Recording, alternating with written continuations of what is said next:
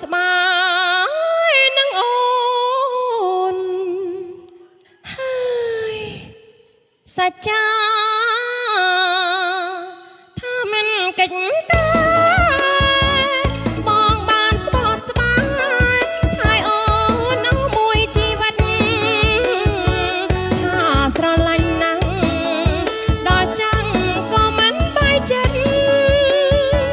ដល់បានប្តេជ្ញាអ្នកបងអើយបងចោលអូនមិនពិតទេស្រីរាល់ថ្ងៃបងខំធ្វើការតើមានពេលឯណារៀងសាស្នាប់នំស្រីខ្លួនបងមិនចោលទេស្នេហ៍អើយខំថែទាំខ្លួនពេលយប់ដេកជួនមកមើលមុំយល់សពបានល្អស្បត់ណាស់ផ្អែមណាស់ព្រះអើយនេះហើយប្តីខ្ញុំលៀងពាក្យមកស្រីមុំទៅផ្សារទៅទិញខ្សែកយើងធ្វើឲ្យទុនចិត្តកាត់ស្មានថាអូនត្រេកអរបងសូមអង្វរណាអូនអើយឈប់ខកទៀតហើយជឿទេផងនោះសិតតែយកខ្សែកអីណាដឹងថាខ្ញុំនឹងចូលចិត្តណាស់ចាប់ញ៉ាជូនបងប្អូនទាំងអស់គ្នាធំស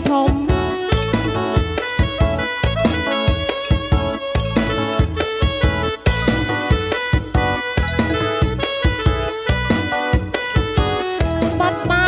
យនឹងអូសច្ចាថាមិនកិច្ចការបងបានស្បត់ស្បាយហើយអូនអូមួយជីវិតថាស្រឡាញ់ណាស់ដល់ចឹងក៏មិនបាយចិត្តដល់បានប្តេជ្ញា